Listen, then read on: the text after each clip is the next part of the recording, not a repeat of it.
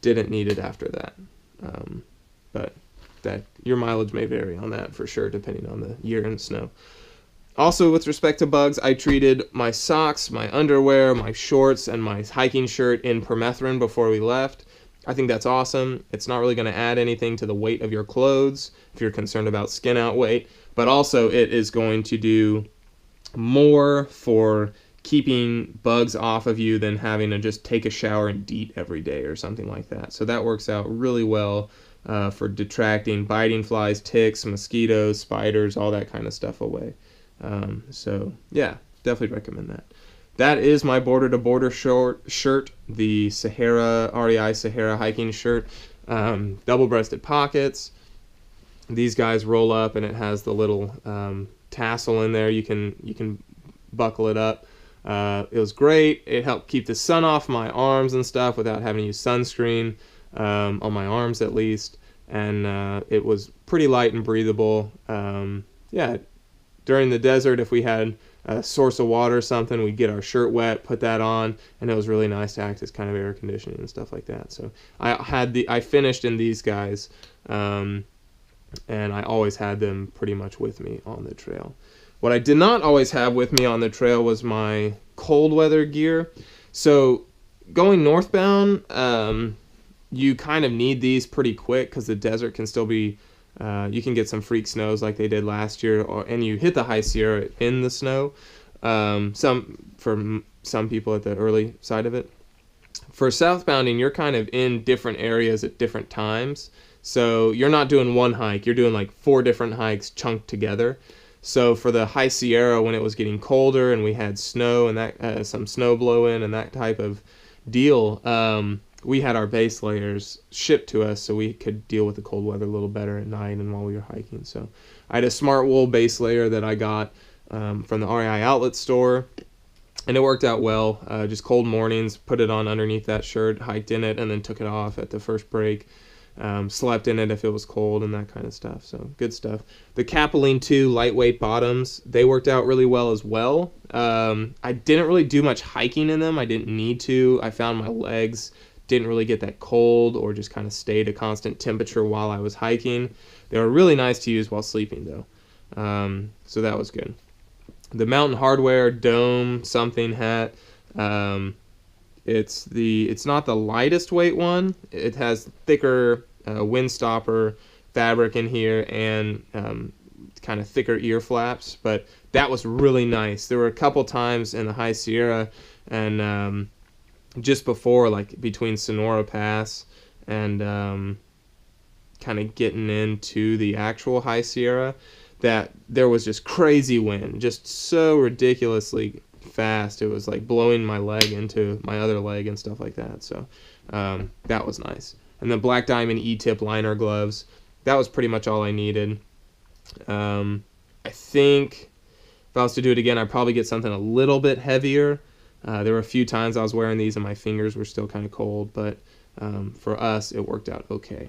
Like I said, these were only for a section. We didn't start with those. We had them sent to us for pretty much Sonora Pass to Kennedy Meadows. Then after Kennedy Meadows, we sent them back because we didn't need them. Underwear, I started off with 2 pair of Ex Officio boxers. This is the only one that survived. The other one got eaten by a mule deer. The same one that chewed buckles off of my pack decided that all of the sweat on my boxers, it would basically just lick and chew and gnaw on, and it just shredded it. Those are gone with us now. But the Ex Officio is great. They work well. They're super light. They're super breathable. They're comfortable. So I like those a lot. Socks. 2 pairs of hiking socks, 1 pair of sleep socks. You're hiking in one while the other is drying on your pack. When this one's dry, you put these on, wash these guys out, put them to dry on your pack. Do that over and over and over and over and over and over and over and over until you get holes in them, then get new socks. Darn Tough is pretty much one of the best ways to go. You can send them your crappy hole-filled socks afterwards, and they will send you back new socks. They have a lifetime guarantee on their products to where if you wear a hole through them, they will replace them for you. So that's cool. And some places along the trail have a Darn Tough exchange where you can go and say, hey, these are Darn Tough, I got a hole in them, and they'll say, here's your new pair of Darn Tough. and then whatever retailer will send them away and get their new thing. So it's a win-win for everybody. Then sleep socks. Sleep socks are more psychological than anything else. I mean, they do help keep your toes warm, but putting a pair of socks that never saw the inside of my nasty ass shoes was great. At the end of the day, I could just put these guys on, be super comfortable, and man, psychologically it was awesome to just have a clean pair of socks to slip into at the end of the day. So I definitely, and they were full socks, they weren't ankle socks like my hiking socks were, so I definitely recommend sleep socks like that. I did have this little stuff sack. I've seen a lot of people who use the Thermarest fleece line stuff sack. I just put all of my like extra like rain jacket and puffy jacket and that kind of stuff in here when I was going to sleep and used it as a pillow. This is the stuff sack that came with my REI flash bag, and it's just freaking light. It's super light, and I don't need fleece. I think it's unnecessary for me, but whatever. It worked out well. That was my pillow bag essentially, and just kind of kept everything else together, odds and ends. I didn't use a wide brim hat for anywhere. I used this REI co-op baseball hat, and I guess as a point of reference, I do work for REI. I don't know if I should have said that before or what, but that's why some of my stuff is REI, because I like their stuff and I really get behind where the company's at. But anyway, that's neither here nor there. So yeah, this hat worked out really well. It was super breathable. I mean, it's the same kind of trucker hat or whatever you can get from wherever. And I used it in conjunction with my Texas flag bandana that I was able to essentially keep bugs, sun, all that kind of nasty crap off my ears, nose, mouth, neck, whatever, with these guys. I never got really badly burned. It was really nice when we were in super gnat areas in Southern California. I could put the bandana over my nose and mouth and the hat down with my ear buds in and not have to worry about all these gnats flying around my face. So that was really great. Last couple bits of clothing were my puffy layer. I had the synthetic. It is synthetic, it's not down, but it's really light. It's the Atom SL hoodie by Arc'teryx. The hood controls back here were super nice for keeping my ears warm on those super windy and cold days. It's kind of a weird jacket. You won't really feel like it's doing anything until it gets a little bit windy and cold and you've been wearing it for a little while. But then it really locks in all your heat. And then when the wind starts coming, it does a great job of splitting it. I don't think it's technically like windproof or anything, but it seemed to do a really great job of just keeping me warm. It's got micro fleece here on the underarm panels to help you dump heat. And yeah, I really liked it. It packs up real small and it's really lightweight. I forget the exact weight on it, but it sounds like I have some. 50 cents. Cool.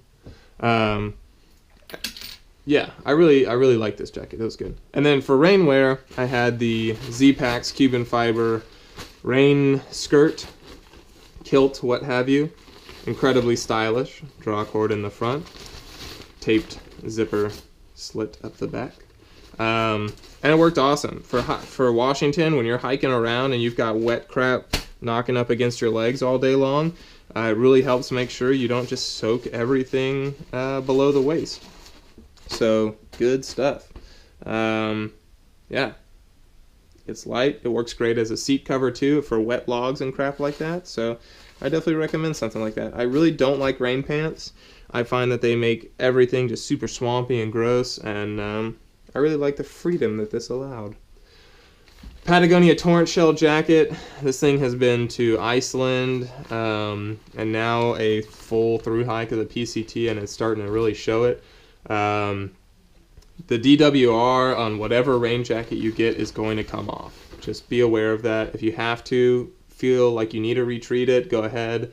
If you get something that's Gore-Tex though and stuff, or like Event or something similar, I mean, you're not going to wet through the fabric. It'll soak into this outer layer, but it's not necessarily going to soak through this. This is still pretty waterproof. It'll just be more clammy, heavier, and you'll feel kind of gross, but it is what it is. The DWR is that finish on it that helps beat off water. So this had worked out really well with the pit zips too when it was really hot in Washington, when it wasn't necessarily raining, but we were hiking and hiking through brush that was, you know, getting water all over us. I could dump the pit zips, really dump out heat, and really let that cool me off through there.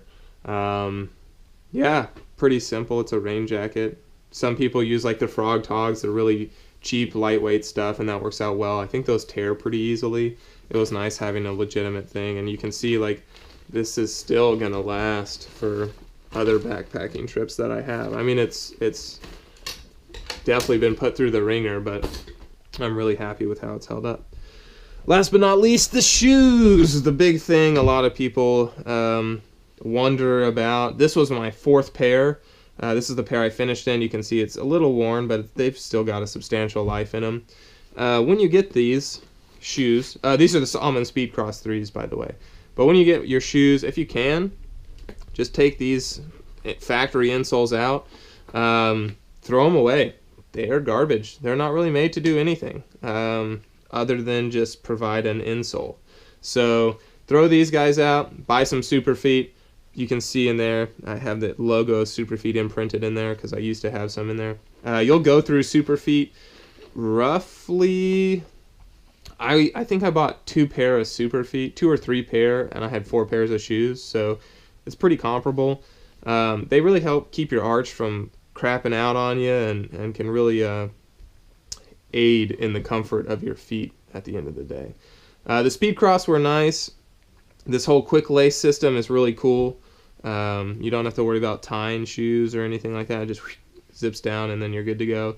They dried pretty quick too, which I was really pleased with. So for wet crossings where you just walk through and keep going, they dried out pretty quickly. The one thing I think that kind of was rough for me, their toe box was a little narrow. So I started out in 13s and ended up at 14s. I think I should have switched to 14s sooner. I kept with 13s, and that narrow toe box I think might have led to some weird nerve damage in these 2 toes. They kind of have that constant pins and needles feeling, and especially at the tip of that one. Yeah. Anyway, it's unfortunate. But yeah, so that's pretty much all of that gear. Oh, yeah. So these are all of the shoes I had. So I like I said, I like the Speedcross 3s. I beat them to hell and back. So they got all sorts of use out of them. You know, I wore these things out. This was over the lava section in Oregon, McKenzie Pass, Sisters, Bend, that area where you're hiking over lava flows. They will chew at your shoes like nothing else. And then these are the guys I use for the High Sierra, where you have little granite pieces gnawing away at it, but they're smaller and they don't take as big of chunks out.